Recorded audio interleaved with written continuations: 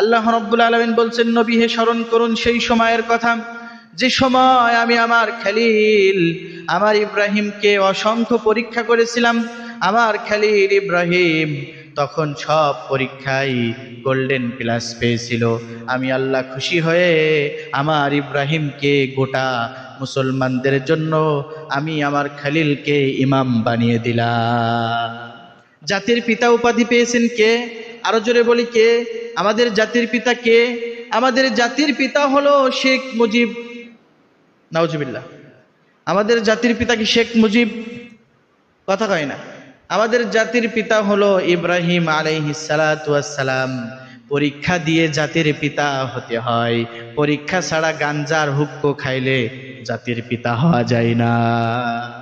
হযরত ইব্রাহিম ছাড়া কেউ জাতির পিতা নয়। হযরত ইব্রাহিম ছাড়া কেউ জাতির পিতা নয়। শেখ মুজিবর জাতির পিতা শেখ হাসিনা কয়, হায় হায়। শেখ মুজিবর জাতির পিতা শেখ হাসিনা কয়। বাবার মূর্তি মোড়ে মোড়ে যাই মুমিনের হৃদয় পুড়ে। বিরোধিতা করলে জায়গা আইনা ঘরে হয়। বিরোধিতা করলে জায়গা আইনা ঘরে হয়। শেখ মুজিবর জাতির পিতা শেখ হাসিনা কয়, ঠিক কিনা? শেখ মুজিবর জাতির পিতা শেখ হাসিনা কয়। স্বাধীন দেশের খেয়ে পড়ে আলেমদেরকে জেলে দিয়ে ফাঁসি দিল যাদের তারা অপরাধী নয়। ফাঁসি দিল যাদের তারা অপরাধী নয়। শেখ মুজিবর জাতির পিতা শেখ হাসিনা কয়, ঠিক কিনা? শেখ মুজিবর জাতির পিতা শেখ হাসিনা কয়। এ কারণে জাতির পিতা হতে গেলে পরীক্ষা দিতে হয়। পরীক্ষা দেওয়া ছাড়া জাতির পিতা হওয়া যায় না। জাতির পিতা হতে গেলে পরীক্ষা দিতে হয়। তাই ইব্রাহিম নবীকে আল্লাহ রাব্বুল আলামিন অসংখ্য পরীক্ষা নিয়েছিলেন। সব পরীক্ষায় আপনার আমার জাতির পিতা ইব্রাহিম, ইনি কিন্তু সব পরীক্ষায় গোল্ডেন প্লাস পেয়েছিল। সর্বপ্রথম পরীক্ষা ছিল ইব্রাহিম নবীর জাতির পিতার। সর্বপ্রথম পরীক্ষা ছিল আগুনের মধ্যে ফেলা। আগুনের মধ্যে নমরুদ জাতির পিতাকে ফেলেছে, ইব্রাহিম নবীকে ফেলেছে। ইব্রাহিম নবী আগুনের মধ্যে, ফেরেশতারা আল্লাহ তাআলা ফেরেশতাকে পাঠিয়ে দিয়েছে, যাও দেখো আমার ইব্রাহিম তোমাদের কাছে সাহায্য চাই কিনা। ফেরেশতারা বলে, নবী আপনি কোন, আপনি যদি বলেন আপনাকে আমরা সাহায্য করব। ধমক দিয়ে বলে, কি বললাম? আমার আল্লাহ কি অক্ষম নাকি? আমার আল্লাহ কি আমার এই পরিস্থিতি দেখছে না? আমার আল্লাহ কি দেখছে না তার খলিল তার ইব্রাহিম আগুনে? তোমরা কেন আসছো? চলে যাও, তোমাদের সাহায্য আমার লাগবে না, আমার আল্লাহর সাহায্যের প্রয়োজন। তাই রব্বুল আলামিন খুশি হয়ে বললেন, কুলনা ইয়া নারু কুনি বারদাও ওয়া সালামান আলা ইব্রাহিম। আগুনকে বলল, আগুন খবরদার আমার ইব্রাহিমের জন্য শান্তিদায়ক হয়ে যাও। এমন শান্তি, ঠান্ডাও না গরম না।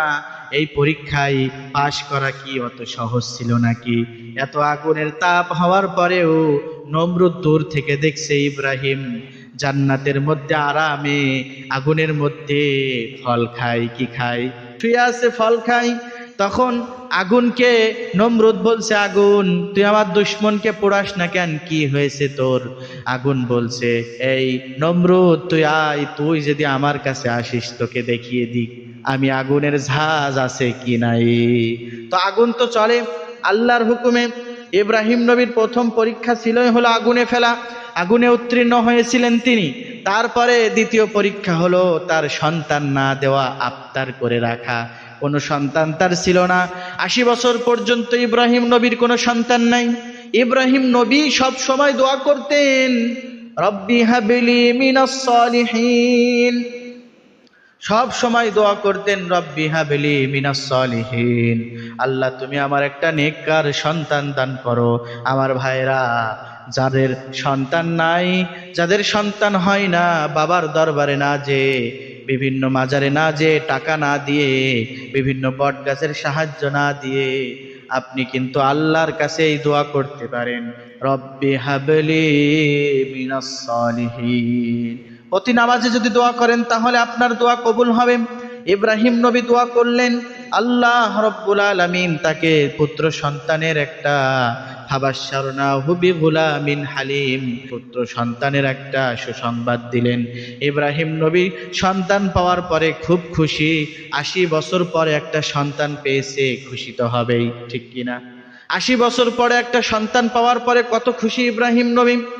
এত খুশিতে ফেরেশতারা আল্লাহকে বলল, আল্লাহ আপনার ইব্রাহিম কিন্তু আপনাকে ভুলে গেছে, এখন আর আসমানের দিকে তাকায় আল্লাহ বলে ডাকে না, আপনার খোঁজে না, আপনি পরীক্ষা করেন। আল্লাহ রব্বুল আলামিন বললেন, না রে ফেরেশতারা, আমার ইব্রাহিম এমন না, বলছি পরীক্ষা করেই দেখেন। আল্লাহ রব্বুল আলামিন বললেন, ইব্রাহিম যাও যাও, যে সন্তান হয়েছে এই সন্তানকে দূতাবাসে রেখে আসো। কোথায় রেখে আসো? সন্তান ইসমাইলকে নিয়ে আর হাজারকে নিয়ে, হাজরাকে নিয়ে ওই যে মরু প্রান্তরে রেখে আসলো, মরুভূমিতে রেখে আসলো, যেখানে জনমানবহীন কেউ নাই, যেখানে খাবার নাই, কেউ নাই, সেখানে এমন জায়গায় রেখে আসলো। রেখে আসার সময় মা হাজেরা বারবার বলেন, স্বামী কি অপরাধের কারণে তুমি আমাকে রেখে যাচ্ছ? কি এমন অপরাধ করেছি যেখানে তুমি আমাকে একা ফেলে রাখছো? আমার সন্তান, দুধের সন্তানকে নিয়ে আমি কি করব? বলো, এটা কার হুকুম? ইব্রাহিম নবী চোখের পানি ফেলে কিন্তু বলতে পারে না, শুধু আসমানের দিকে তাকায়। যেহেতু বিচক্ষণ মানুষ হাজেরা, এ কারণে তিনি বুঝে গেলেন যে আমার স্বামী আমাকে এমনি কারোর কথায় রেখে যাচ্ছে না, নিজের ইচ্ছায় রাখছে না, আমার স্বামী আমাকে রেখে যাচ্ছে শুধু আল্লাহর হুকুমে। তখন বললেন, স্বামী যান, আমি বুঝতে পারিস আল্লাহর হুকুমে আপনি আমাকে রেখে যাচ্ছেন, চলে যান।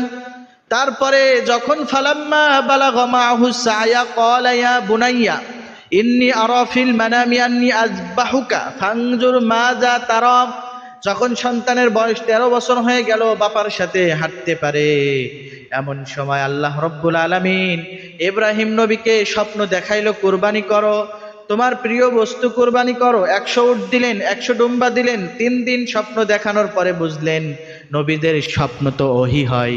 তিনি বুঝতে পারলেন আমার প্রিয় বস্তু হলো আর কেউ না, আমার প্রিয় বস্তু হলো আমার সন্তান।